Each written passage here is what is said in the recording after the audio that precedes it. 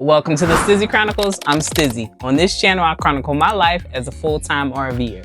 Now, currently, I am living off-grid, meaning I don't have any hookups to water, sewage, or electricity. And while I'm off-grid, I'm going to try to do some modifications on the RV. And today's modification, I'm removing the propane furnace.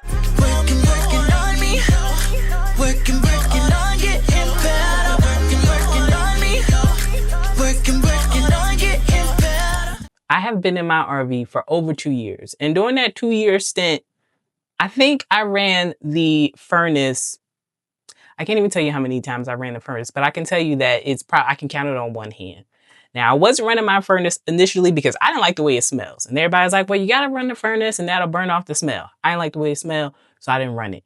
When I got cold and decided that let me run my furnace, I was like, hey, this is actually pretty nice. I ran it through the night, and then in the morning, the house battery was dead. Okay? And I was like, well, dang. And then the next day, we had a really cold night. So I ran the furnace again. What happened? Battery died. Now, over time, I didn't realize that I was actually killing my battery each time it died because of the type of battery that it was. Had to replace the battery. And now I'm thinking to myself, I don't use this furnace enough to keep it in this RV. I'd rather use this space in the RV for something that I'm going to use, such as lithium batteries. This would be a great place to store and set up my solar setup. Now, I'm not quite ready to do the solar setup yet, but we getting there. We still got a few more pieces that we need to purchase and a few more lessons that we need to learn, but we getting there. However, I can at least start preparing for it by getting rid of this, or at least attempting to get rid of it because, well, you know how all my DIY projects go. But I'm gonna go ahead and stay optimistic for this particular project. I don't think it'll be too hard. The scariest part will be disconnecting the propane and making sure that's plugged up so we don't have any leaks. But outside of that, I think it should be easy. If you're new here and you're a fan of RV life, van life, off-grid living, DIY projects, solo travel, or anything that falls under unconventional living, this is the channel for you. Consider hitting that subscribe button and join the journey. My RV is a Thor Majestic. It's a 2012 Thor Majestic 28A to be exact. Now, this area here is the dinette area. The dinette also transformed into an area where someone can sleep. I don't need it for that reason, so I do want to change it up. One of the change-ups that I want to do is removing the furnace so I can start making room for other things, such as batteries. This is the area. Yes, it's gross and disgusting. Some of that ain't from me, so don't be judging me. And this apparently is a Suburban furnace. As far as the type of furnace it is, that's pretty much all I have because I haven't been able to find the model number just yet. But I did take a picture of the furnace and put it online to see if I could do like a reverse lookup. I did find some things, and I believe it's the Suburban NF series. I'm gonna have to confirm that. I'll put it on the screen. But I still don't have the exact model number, so I haven't been able to find a manual showing the installation process, which I could, of course, use to remove it. But I did go online and found some forums talking about this particular furnace, or at least the series, and someone broke down what they needed to do in order to have it removed. So we're going to use that. I don't have a video, which is my preference, but I at least have some idea of the steps that I need to take.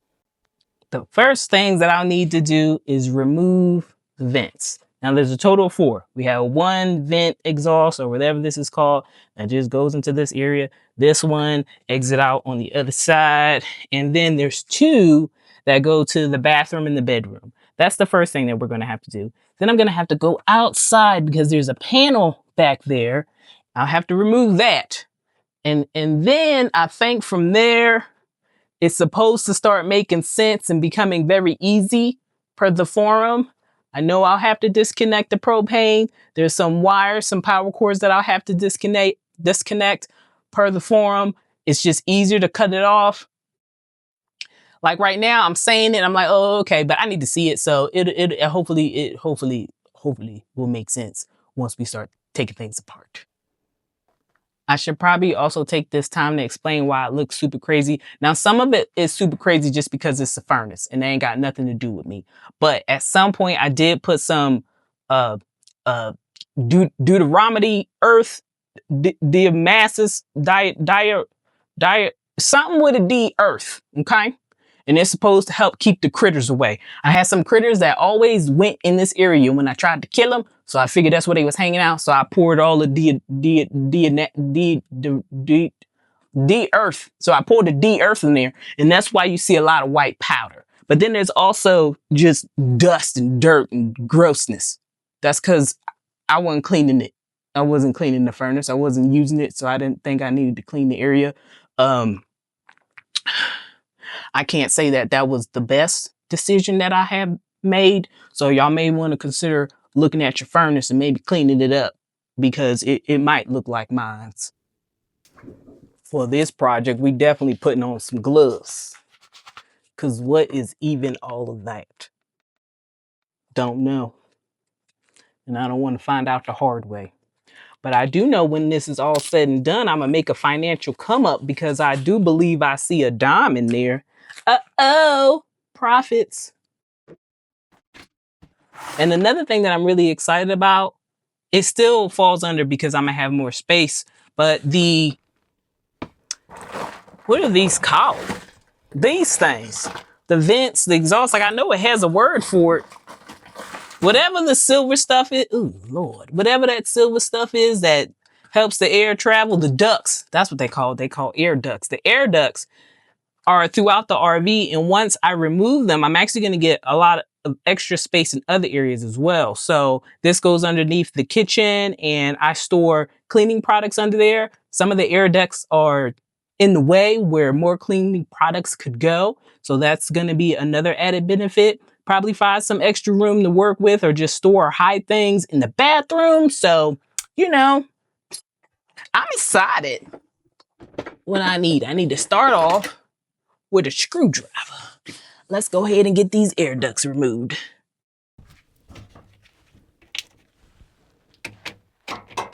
I know this tube right here is my propane. That's my propane right here. All right, so we got a screw or a clamp right here. Start with you. Loosen you up. And off we go. Okay.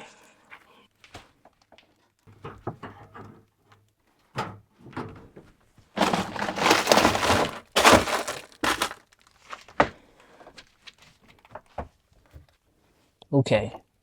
I can for sure reach, maybe, for sure. Okay, maybe I can't reach the other two just yet.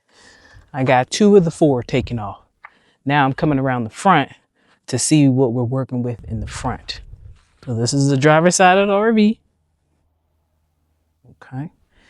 This is what we're working with. Here's the window. We need to come down. So this is for the furnace. And it does say Suburban, wedges it up. So we're going to remove this. I just need to see, all right, see what type of screws I need. Okay, and we'll come back and see what we got when we move that.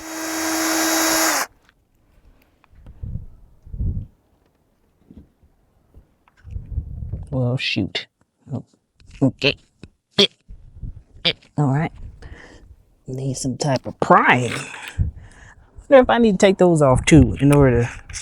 Nope. All right. Let's use a little extra. Basically a screw. I'm gonna go ahead and take that off too, because it's giving me a hard time. All right, let's take that off too.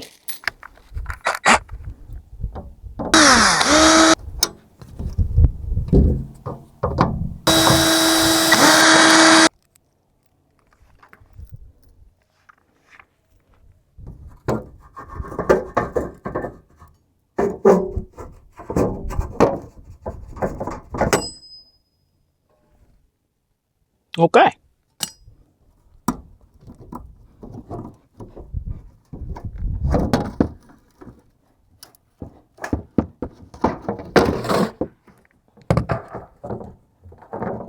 All right, I'm a little confused about that, so we're gonna leave that. Hold on, give it a little. All right, yeah, I don't know what's happening there. Okay, but from here, there's an on-off switch I knew nothing about, and I think now here's my model number. Okay, so something I learned is the model number is here. If If you're looking for the model number on your furnace, apparently you need to come outside and remove this thing. So this is the Suburban SF-30Q. I can at least see some type of on-off switch. And then I also see where my connection is for my propane. So I have the SF-30 and I have a manual now. I'm also going to see if I can maybe find some videos online now that I know exactly what I need to look for. And hopefully either this manual or if I happen to find some videos, one thing that I can find out is the size of the propane plug that I'll need. So per my previous online searches on RVs, they usually come either 3/8 inch or 1 inch. We need to confirm which one. And then I'm gonna go ahead and see if any of the local hardware stores has that. Since I took a look at that manual, I felt a little more comfortable pulling on this piece. No, I don't. Oh, there we go. Ha! There we go. There it is. The furnace. I got the generator running right now. Gotta go ahead and charge the house battery, the new house battery. But this is now my favorite part of this particular project, which is when I stop working entirely to lay in the bed so I can look up YouTube videos on this particular furnace. This is research though. It's still part of being productive. Before I get too comfortable watching YouTube videos, I did put the cover back on so the exhaust from the generator isn't coming into the RV. Be a month before you can even get an appointment, so that's what I'm gonna do. But since I was able to confirm the model number, I was able to search to see what type of flare fitting I would need in order to close up that propane line. I need to look for a 3/8 male flare fitting. So off to the store we go. Shoot, I almost forgot to give y'all the disclaimer. I don't know what I'm doing. I am a DIYer. This is the first time I ever did this. Do not watch this video and think that you watched a professional show you this process. That is in fact not the case. I'll be working with propane and I'll be working with electricity. So if you don't feel comfortable doing this, don't. I can't afford a professional. So I am the professional who has to take that place. Now we shall carry on.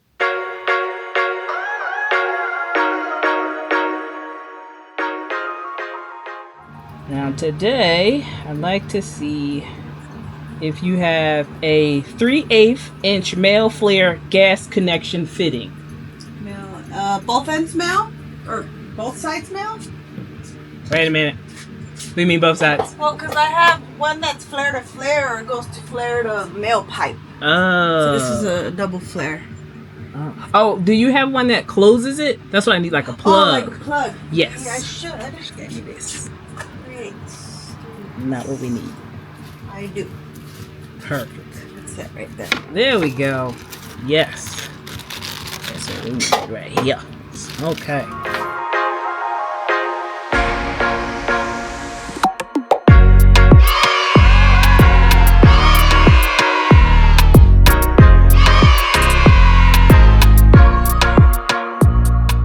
I'm going to go ahead and go to my portable propane tank and close it, turn it off. So I'm no longer feeding propane into the system. We're going to go ahead and try to clear that line, let the refrigerator run through that propane, and we'll start moving on to the next couple of steps. Now, for those of you who have been with the channel for a while, you may have seen my recent video where I put up a sunshade in order to help save propane and cool off my refrigerator.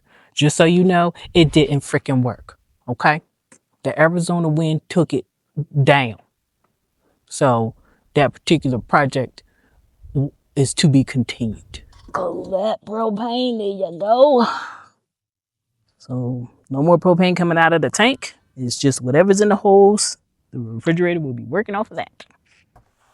While that propane line is clearing out, I'm gonna go ahead and try to remove the other two air ducts that I have. This actually moves a little bit, so I can kind of shift just a tad bit. What I'm trying to do, the one that's here, the problem that I have is I can't position the screw right. I just wish it was scooted. Oh, it's still moving. Okay, we're almost there. We can almost reach it. Can we move any more?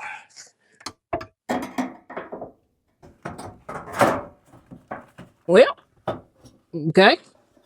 Well, one of them just broke off. Okay. I don't know. I don't know what that was about, but it's off. Okay. And we're down to one more, which I can't reach or see at all. Here in the RV, this is a little kitchen area. This panel is really just an access panel.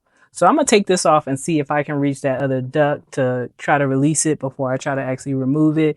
And I mentioned that one of the things that I'm excited about is having extra space in order to store things. Here is a great example of what I mean. This is also a panel, an access panel that I remove, and I just keep it off so I can store cleaning supplies. And if I remove these ducts, that's more room for other things, such as the stuff that's just thrown up here.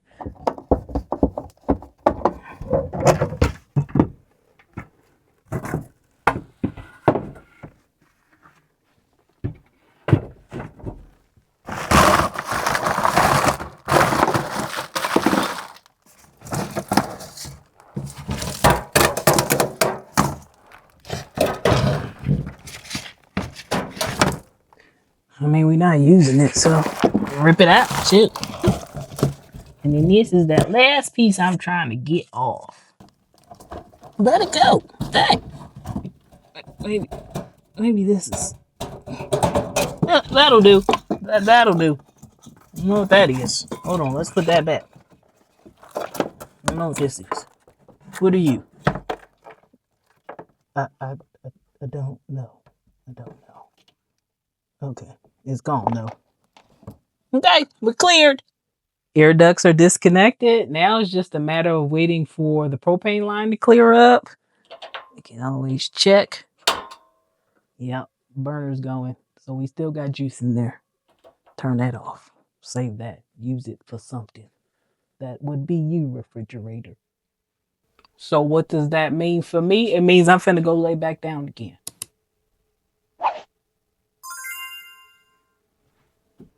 Hung out for a little bit. Now we're gonna check to see if this propane line is done. It is. Nothing in there. Okay, we can move on to disconnecting the propane line. This is another way to tell that the propane is done because the refrigerator is telling me that I need to check to see what's wrong with it.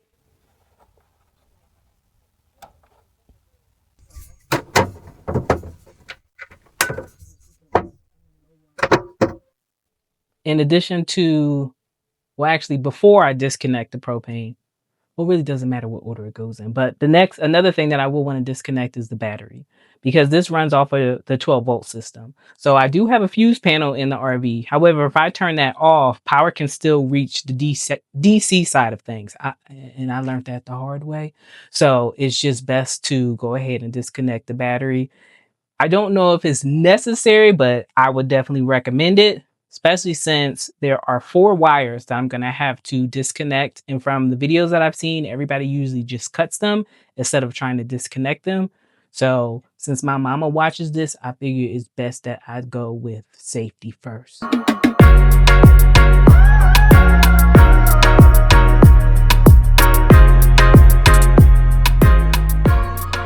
right, righty, tighty, lefty, loose. Which way do I need to go?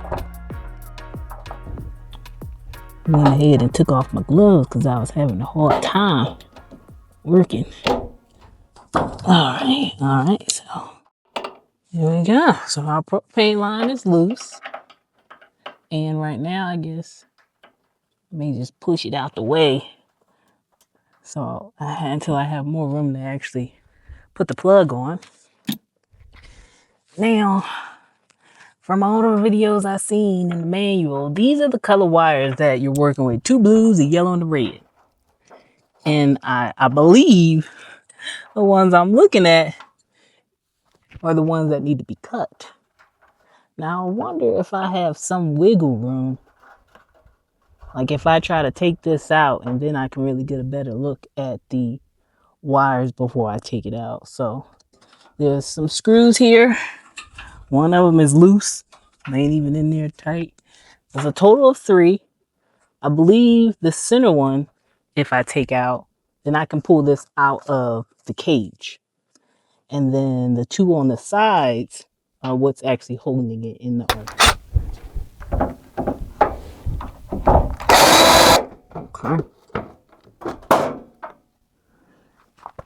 This one's gonna be problematic. Because what angle are you at? Okay. Heh. I don't know how I'm gonna get you out. Oh, well, guess just move you around. One and two. And that second one, I don't know what they were supposed to put it in, but they didn't make it in it. Not even close. All right, so in theory, I can pull this out now. But before I pull it out, I am going to go inside and just make sure nothing's in the way. I don't want to cause any issues. Let me see if I can at least get an idea.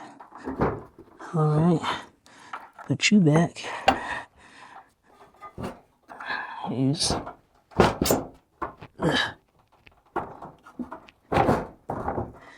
right.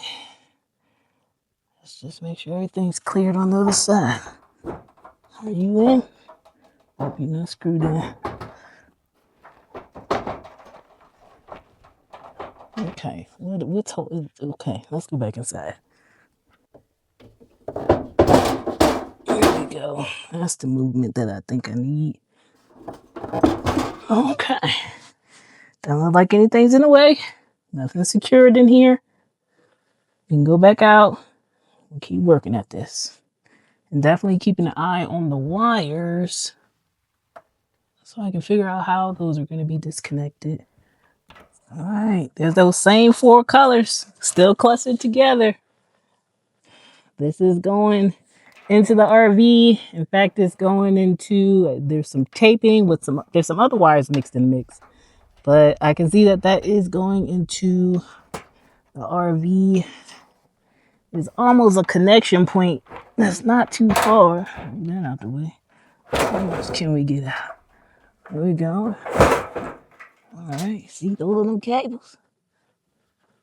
But do I have enough to get it out and still keep it connected? That's the question.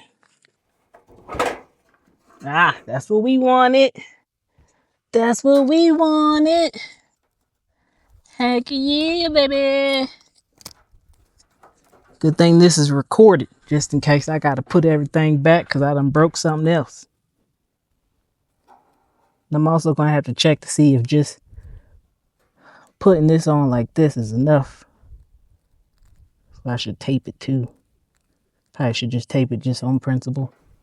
Okay, well that's that. That should be all my connections.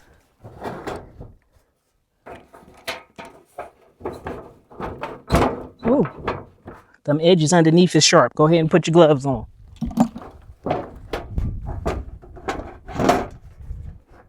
It don't slide out smoothly. Hope that ain't a sign. So you see right here how this is all bent up. This was getting caught in this area here. That's why I was having so much trouble. And there's places where we got wires and such. So I just gotta make sure I'm cleared. That seems all the way cleared. But this one looks like it's gonna try to get in the way. So I gotta be mindful of that. Matter of fact, I need to pull this back some and get it. We're moving too far now. Hold on, need my hands. We're just gonna go ahead and ask for help. Yep, because we need it. The cover's coming off. All right, y'all, I got Kathy on the other side to help me. That's okay. That I did that, breaking it, because I didn't have eyes on the other side. Okay. So, am I still clear? I feel like I'm hitting something again. Yeah, you are. There's one piece that's like really. Oh, you know what we can do? We need to cut the bar locks on the top. That's what we need to do. Cut the bar locks. Yes. See these little white things right here? I will in a second. Hold on. Yeah. right here is like Oh, those things? That's in the yes, way? that's it's making it really tight. Okay. We can try again if Yeah, you let want me to. give it one more wiggle. Okay, it should come out now. Something on my left side. Oh, there we go. Wait. Propane line in the way. See this? It's like a. You got that propane line for me? I Thank got you. it. Okay. There we go. There we go. Yoo-hoo! Thank you. Sometimes you need help. I try to do as much as I can by myself, but when it comes to making sure things are done safely, go ahead and get that help. Okay, so I'm gonna go ahead and pin it up, plug it up. Now, there was no tape on this, so I'm not putting tape on it. You know what I'm saying? If the professionals ain't tape it up, why should I? And then also, I keep coming across different arguments on the internet when you should and shouldn't use tape. And I don't think this is one of those situations. Something about metal to metal contact is better than having the tape. But I honestly was just like, if it's not tape on it, when I look at it, I'm not putting tape on. And then of course, we'll do a propane leak test before we get comfortable. If you don't have equipment, you can just simply use a spray bottle with soap in it. Spray the area if you see bubbles and it's leaking. I actually spent money on a leak detector, so I just used that because I was like, hey, I ain't taking chances. Let me just put the money out, and I'm sure there'll be plenty of opportunity to use it, and I have used it plenty of times, so it's worth it. Now let's see how this gonna look once this back on. All right, so okay, cool, and then I can put this back on. But I will need to try to remove the rivets on this one to get this off.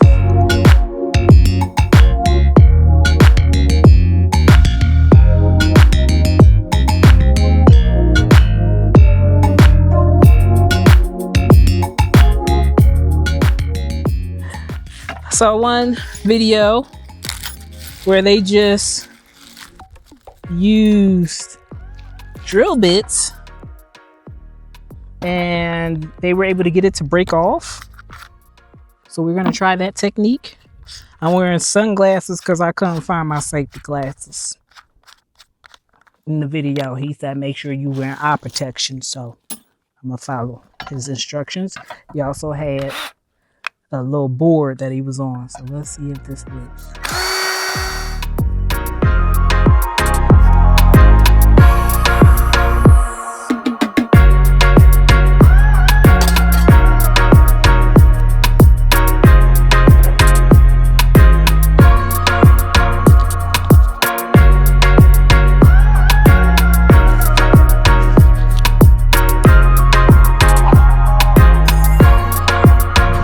It's about to start storming, so we gonna have to hurry this up.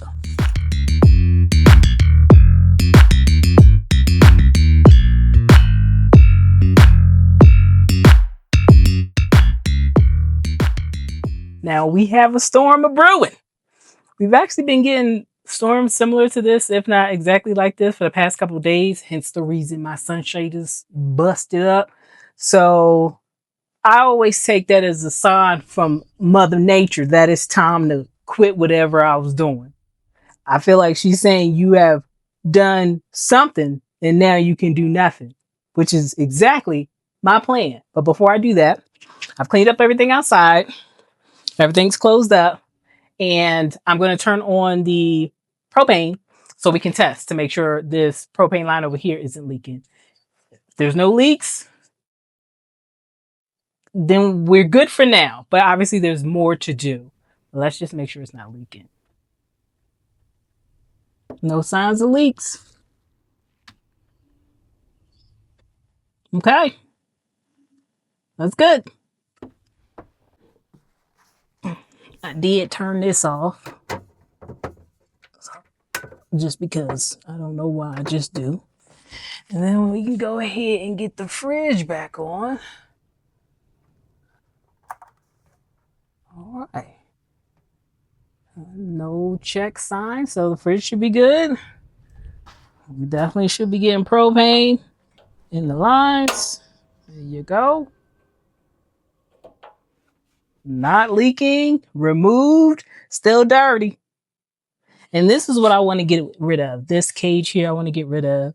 The seat belts, we'll be getting rid of that. And this cage looks like it's built into this. So this whole area is going to wind up being remodeled somehow.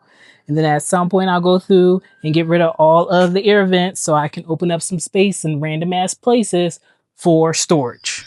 Now, of course, I still have to figure out what to do with the dang on thing. As far as the furnace, right now it's in the car. Protected from the rain that's coming. It's in the car. I think I'm just gonna take it to the dump. But I want to do some research to see if it's somewhere that I can take it to and maybe get a little bit of money since it is made out of metal and there's electrical components and all that other good stuff. So I have to do some research on what I can do with it.